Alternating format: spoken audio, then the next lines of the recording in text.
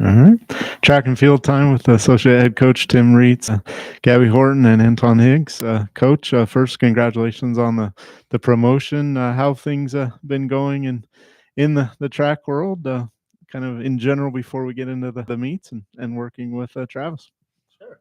Awesome. Things have been great. All fall track. We have start practicing in September. We have all fall. We love to work to that December meet. Working with Travis has been great. Our cross country team, right, got to get to nationals this year, which was outstanding. And just kind of overall vibes and things. We're cruising, man. We're working hard. We're getting there.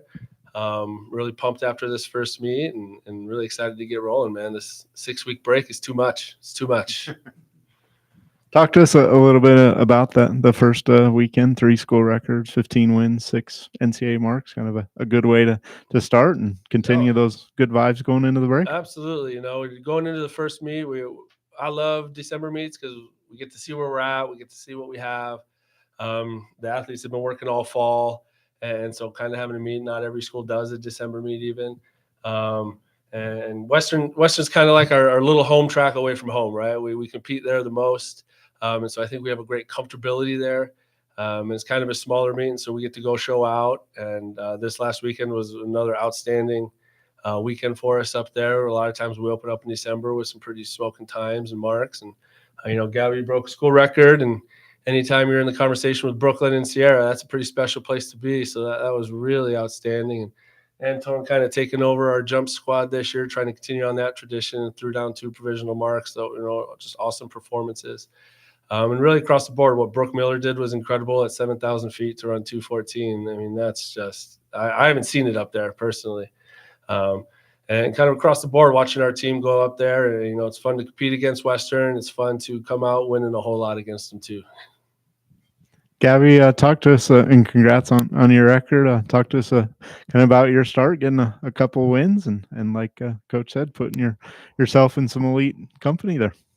Yeah, it was nice. I think I've just been working a lot more on like my nutrition and my body this year, and so I was surprised on the outcomes. I wasn't surprised at all.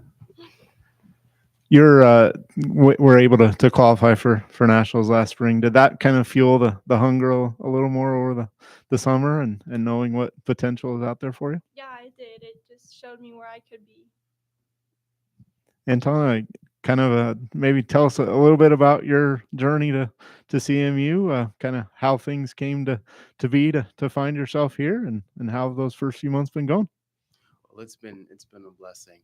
I came from the Bahamas, a little settlement, 8 Mile Rock. I was able to talk to my coach Fletcher in Colby Community College, and from then I was able to, come over and show the world what the Bahamas has to offer. At Colby, it's like my home away from home. I was able to better all of my distances. I trust the workouts. I trust God. And through that, I've met Coach Reetz. Graduating from there, got my associate's degree in civil engineering and everything. And I was able to reach out to Coach Reetz. He was amazing, and I was like, you know what, this is my next home. And I decided to make that choice. And I was like, you know what, I'm gonna come here and I'm gonna do everything that I can to be the best version of myself. And I'm thankful. Coach Reetz and the program here, it's a blessing. It's a real blessing. I've trusted the workouts. I've trusted everything. I've trusted the journey God has given me. And through that, I'm here today. And the only thing I can do is just give thanks. Thank you to the coaches. Thank you to the staff. The athletes here are amazing. The energy is amazing. Everything is just a blessing. It's like a dream come true. And I will continue to build on what I've done this weekend and continue to do what I do for my future events. Thank you.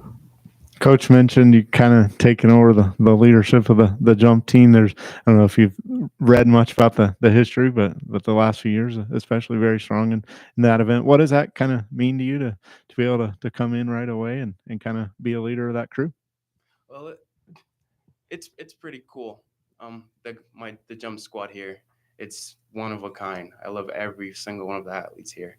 I try my best to push them, and I try my best to be that beacon of light of like motivation, and I try to pull them along with myself. I've had my fair share of ups and downs through this this journey, and I use that as motivation to let everybody know that, hey, even though things might be hard, but continue to do what you do. Continue to be the best version of yourself. Continue to jump as far as you can. Give 100 every single time, and it's gonna come. You just got to be patient. Just wait on the timing, and everyone tends to look up to me because of that. Gaby, being a native of the area, seeing where this program has come the last few years, and knowing Tim for several years as it goes, what does that kind of mean to you to kind of be one of those leaders now, and knowing you're getting to be the upperclassman and kind of expected a little more to lead things? I just think it was a good opportunity just to like stay home, and I'm from the area, so it was nice just being home. And I think it's special that I found such a good team being so close to home and from the area. Tim, we kind of hinted at it. Good to kind of shake things out, see where everyone's at.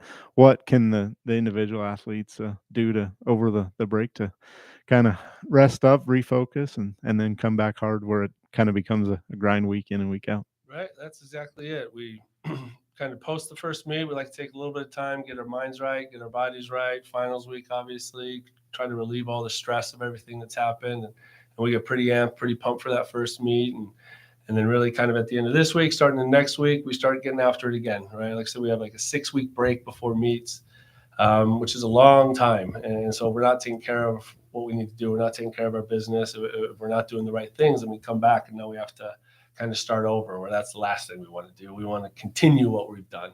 And so really the big thing is these athletes, which in the last couple of years has been outstanding, is they'll go home, they find where they can go, they email, text, call coaches like, hey, this is what I have at my fingertips. What can I do with this? Whether it's a plyo workout, a tempo workout, a speed day, whatever it is. And, it's building what we've done, what they know how to do, what we do over the fall, and to just try to continue it, right, and get back here. And as long as we get back and we're fit and we're a little bit stronger with lifting, which is something you can do in bad weather anywhere, we tend to be in a pretty good spot, right? And we're really excited to get back going here at the end of January. Cruise down to Adams, show out down there. Antone, I just heard your nickname Spud. Where did kind of that come from? And then kind of a follow-up question. We were just talking a little bit ago how you're going to stick around over the break and kind of do those things that the coach was just talking about. Well, I got that name from my brother. My brother is a comedian. He's a very funny guy.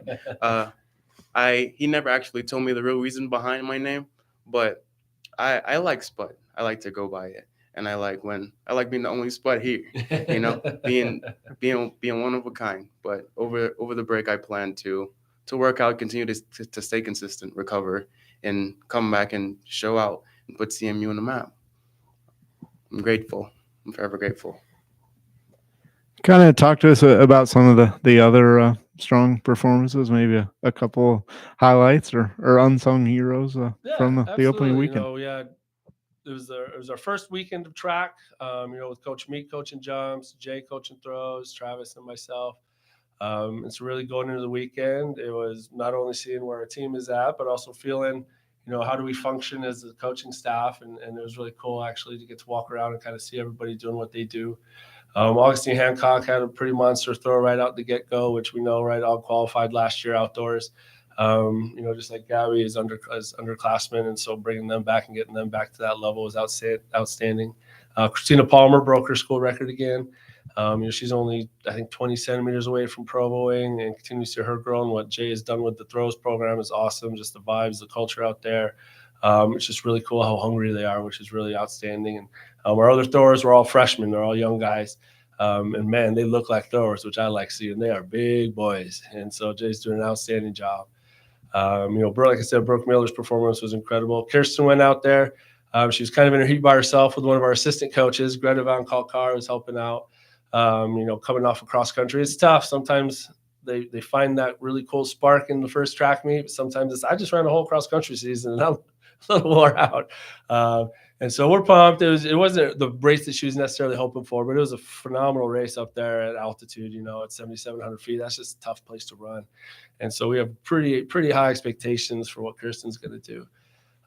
Megan Hodges, she set a 47-second PR or something like that in the mile. So that was just incredible. We had a couple of freshman hurdlers get out the gate with an 8.3. I was joking with them. I think my first hurdle race was like an 8.9 second race. And so to have 2 freshmen rock 8.3s, I was really impressed with that. And our women's sprint crew, man, we had 5 girls under 777. And that's just an outstanding number to be. That's a great place to be at, and what we're building, what we're going for. Jordan Burnett hasn't even run yet. Justin Blanton didn't run. And so to have a lot of the performances on the sprint and hurdle side, Jesse Schaefer was another freshman that had an outstanding freshman race.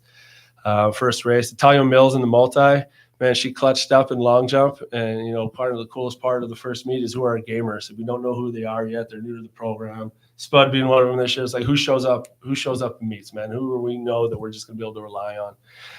And we had a really nice amount of freshmen and new people. We got to really see him compete. You can see that look, right? Sometimes you see a look or you see a focus and you see him warming up. You're like, okay, like we're going to be able to trust this person when it comes go time. And we really just had so many of those. I think the coolest thing over the weekend was seeing how well we competed, that we refused to let anything negatively impact us, and how well that they competed up at Western. And, people that come from sea level as freshmen go up to 7,700 feet and they're warming up and they're dying. Like, I don't know, can I do this? Like, we're going to find out. Go ahead and go for it. Let's see what happens, And so seeing that competitive nature across the board was really outstanding at Western and at Mines this weekend for sure. Holidays come up. Question of the week, and we're going to relate to that. Your favorite or most memorable Christmas gift you ever received? Well, the most memorable was probably a globe, because it was in a massive box and I was like 10. So I saved it to the very end. And my parents were trying to get me to open it early. They knew what it was. They're just, why do you open up that one? I was like, no. That's from Santa. And it's a huge box. Oh, I think it's Power Wheels. I think it's whatever it was I wanted. And then it was a globe, and the filming of me realizing it was a globe is still something my parents show everybody every Christmas, on the disappointment of getting a globe at like 10 years old. For me, I would say about 4 or 5 years ago, my sister bought me this crazy cart, and it was like this go-kart that goes crazy fast, and it went sideways, and you could do a lot of spins and stuff on it. And at first, she told me, she was like, "Hey, they were out of stock. We couldn't get it." And then literally about an hour or 2 later, I went inside the bathroom, I took a shower, I came back out, and there was this crazy cart in the living room, and I proceeded to ride it inside the house, and I kind of broke a few things, but it was all within the experience. And then my mom allowed me to take it outside, and I rode it all the time. One of the most memorable Christmases I would never forget. I'm not sure my memorable Christmas gift, probably like my first phone. I don't know. It's a big thing when you're like a kid. It's a big thing. My kid wants a phone, and I'm refusing to buy him one. You will not get one. As a parent of a teenager, I agree with you.